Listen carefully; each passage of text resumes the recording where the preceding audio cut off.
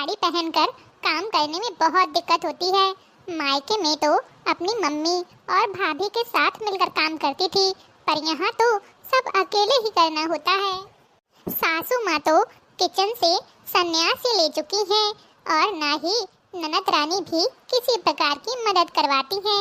ऊपर से सासू माँ हमेशा किसी न किसी को घर बुलाए रखती हैं। कभी चाची सास, कभी ताई सास, तो कभी मौसी सास, तो कभी मामी सास। मैं तो पूरा दिन किचन में ही लगी रहती हूँ। ऊपर से इतनी गर्मी में तो हालत खराब हो जाती है। पिछले कुछ दिनों से मुझे अपनी तबीयत भी ठीक नहीं लगती है।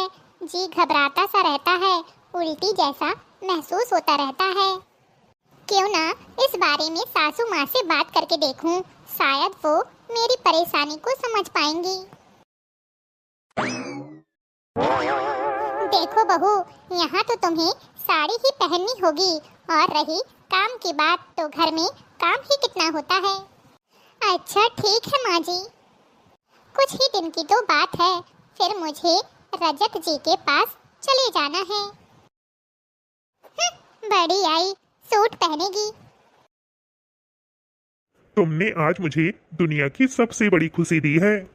अजी सुनिए ना, अब मुझे बहुत ज्यादा थकान होने लगी है। अक्सर उल्टियाँ आती रहती हैं, खाने में भी कुछ अच्छा नहीं लगता है और काम करने में बहुत दिक्कत होती है।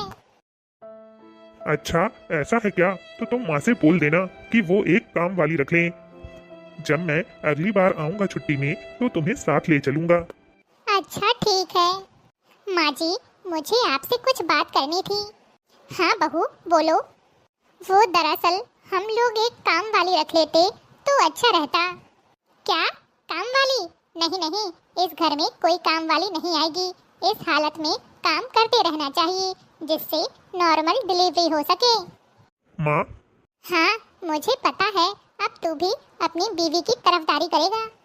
नहीं माँ, ऐसी बात नहीं है।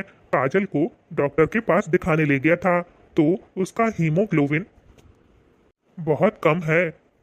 डॉक्टर ने सलाह दी है कि उसके खान पान का विशेष ध्यान रखा जाए और ज्यादा से ज्यादा प्यार दिया जाए, उसे खुश रखा जाए। इसलिए मैं काजल को अपने साथ ले जाना चाहता हूँ। अच्छा तो दिन भर ऑफिस में रहेगा, पीछे से काजल का ख्याल कौन रखेगा? और अगर कुछ ऊंच नीच हो गई तो? इसलिए डिलीवरी तक बहू को यहीं रहने दे, उसके बाद अपने साथ ले जाना। माँ जी ठीक ही तो कह रही हैं। अच्छा ठीक है, लेकिन जितना हो सके उतना ही काम करना। और हाँ, आगे बढ़कर मम्मी और रेनू से मदद मांग लेना। और सुनो, अच्छी किताबें पढ़ना, खुद को खुश रखना। अच्छा ठीक है जी। अब तो मेरा पेट बढ़ना शुरू हो चुका है और पैरों में भी सूजन रहने लगी है। सब्जी की खुशबू से मुझे उबासी सी आती है और कुछ खाने का मन भी नहीं करता। सभी लोग खाना खा के अपने अपने कमरे में चले जाते हैं और मुझसे कोई भी नहीं पूछता कि मैंने खाया या नहीं, तबीयत ठीक है या नहीं। माँ जी, आज तबीयत कुछ ठीक सी नहीं लग रही है। बहू, ऐसी हालत में ऐसा होना सामान्य बात है, तुम आराम से सो जाओ।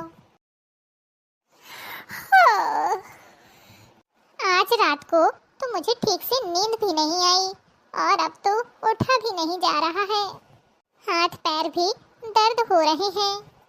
भाभी। हाँ दीदी। भाभी, मम्मी पापा चाय का इंतजार कर रहे हैं। फिर पापा को आज टूर पर जाना है तो उन्हें जल्दी निकलना होगा, इसलिए जल्दी से नीचे आके नाश्ता बना दीजिए और पापा का लंच भी पैक कर दीजिए। दीदी, आज मेरी तबीयत ठीक नहीं है, चाय आप बना लीजिए। इतने में मैं फ्रेश होकर नीचे आती हूँ, फिर नाश्ता बना दूंगी। आज तो मुझे बहुत ज्यादा वीकनेस महसूस हो रही है। एक काम करती हूँ, सासू माँ से कह देती हूँ आज का नाश्ता वो और दीदी मिलकर बना लेंगे। आज तो मुझ में इतनी भी हिम्मत नहीं है कि मैं कुछ काम कर सकूं। इन आजकल की लड़कियों ने प्रेगनेंसी को बीमारी बना रखा है होता जाता कुछ नहीं, बीमारी का बहाना बनाकर सारा दिन आराम करने को चाहिए। माँ जी, मैं कोई नाटक नहीं कर रही हूँ, बल्कि मेरी तबीयत सच में खराब है। मुझे अभी अभी 2 उल्टियाँ हुई हैं और बहुत कमजोरी महसूस हो रही है, इसलिए मैं बस इतना कहने आई हूँ कि आज का नाश्ता आप और दीदी मिलकर बना लीजिए। तुझे शर्म नहीं आती अपनी सास और ननद से काम करने को कहते हुए? अरे बहू के रहते सास और ननद काम करें तो पाप चढ़ता है। मायके में किसी ने कुछ सिखाया नहीं है क्या? दरवाजे पर खड़ी होकर छिपकर बातें सुनना, यही संस्कार दिए हैं क्या माँ बाप ने? यहाँ खड़ी होकर सास से जुबान लड़ाती हो। तबीयत तो तुम्हारी बिल्कुल भली चंगी लग रही है और ऐसी हालत में थोड़ा बहुत तो लगा ही रहता है। अरे हमने भी संयुक्त परिवार में रह के सारा काम करते हुए 3 बच्चों को जन्म दिया है, पर मजाल जो कभी सास से बदजुबानी की हो। पर इन आजकल की लड़कियों में जरा भी शर्म नहीं बची है। जाओ यहाँ से और जाकर अपने ससुर जी के लिए नाश्ता और लंच बनाओ, उन्हें जल्दी निकलना है। इस घर में मेरी तकलीफ कोई नहीं समझेगा। एक काम करती हूँ, जल्दी से एक तरफ चाय चढ़ा देती हूँ और दूसरी तरफ नाश्ते की तैयारी करने लगती हूँ। सब्जी कुकर में चढ़ा देती हूँ, जब तक सीटी आएगी तब तक कमरे में जाकर आराम कर लूँगी। हे भगवान, सिर बहुत भारी भारी सा लग रहा है, चक्कर से आ रहे हैं। मेरी आंखों के सामने अंधेरा क्यों छा रहा है? काजल, क्या हुआ मुझे? मैं यहाँ हॉस्पिटल में? काजल, तुम्हारा गर्भपात हो चुका है। क्या? नहीं नहीं, ऐसा नहीं हो सकता। मैं अपने बच्चे की मौत की जिम्मेदार हूँ। अगर समय रहते ही मैंने गलत का विरोध किया होता तो आज ऐसा नहीं होता। काम नहीं हो पा रहा था तो घर वालों की मदद ली होती। साड़ी में अटक कर चल नहीं पा रही थी तो आरामदायक कपड़े पहनने शुरू किए होते और थोड़ी हिम्मत दिखाई होती तो आज मेरा बच्चा जिंदा होता। दोस्तों, आज मैं आपसे एक राय जानना चाहूंगी।